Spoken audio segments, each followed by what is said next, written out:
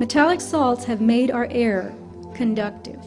This means that we and everything around us can transmit and propagate energy. The air is no longer neutral. I think the smart meter is a very good move for the company, just for the customer aspect. I mean, they can keep more real-time information on a day-to-day basis.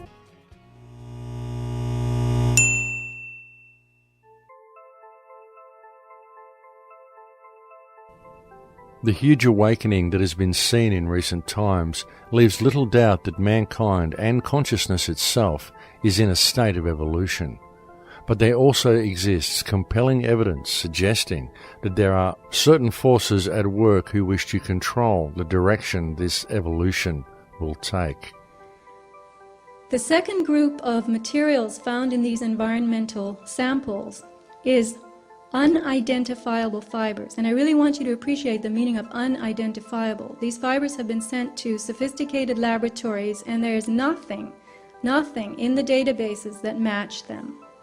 These are fibers, we could say, that do not exist in nature. People around the world are developing lesions on their skin that ooze and produce fibers. This is known as Morgellons syndrome.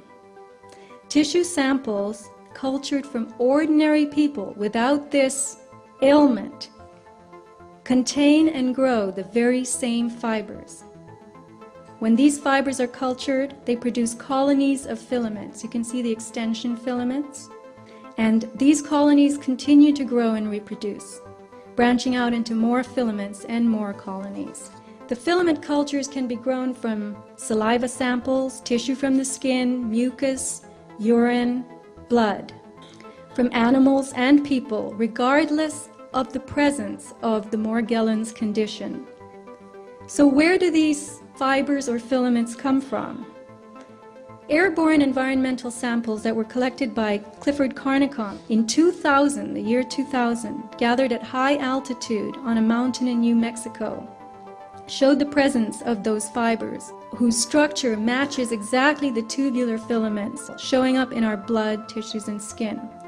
Additionally, the samples collected by Mr. Carnicom showed what he calls, and what's called in biology, desiccated erythrocytes. This is a multisyllabic term, but it means dried red blood cells. So, why are dried red blood cells in the air? See, nanocells are real small. 1,000 times smaller than these dust particulates. You inhale it, they go to work, replicating, spreading like a virus, multiplying in exponentials. 6 months' time, I could have 100 million people.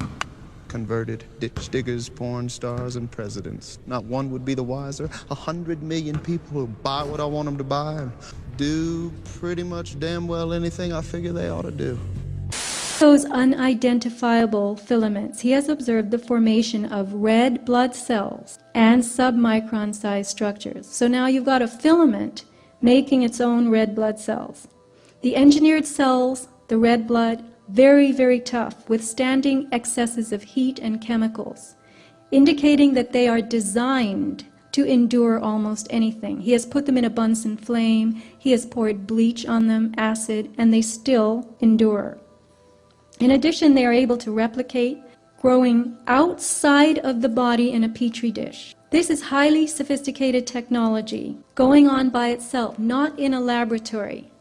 People with advanced Morgellons syndrome started with fibers coming out of their skin, and they're now observing very strange crystalline forms and metallic devices, plaque structures, even grooved metallic devices. On the right you'll see one device, the front and the back. The fiber strands that you see here were made of cellulose and GNA. GNA is DNA's chemical cousin. It's a nanotechnology building block. The nanostructures contain additional properties not found in DNA, including the ability to form mirror image structures. Here you have a nanoarray, a tiny device used in biotech for DNA hybridization. And on the left you see a diagram from an industry website of a nanoarray, and on the slide you can see actually two of them. She's marked them with red X's that came out of her body, looking exactly like this. So, we begin with the emergence of basic filaments, followed by more complex structures. So what processes are going on here? Are these materials combining to form devices that are working together inside us? What is happening to our biology? And remember that tissue samples obtained from ordinary people who have no Morgellons symptoms, no lesions, can be cultured to produce the very same filaments found in people with Morgellons. So we would have to conclude that Morgellons is like the canary in the coal mine, and that only some people are exuding the materials. And could that be because their bodies are rejecting it, while our bodies are integrating it?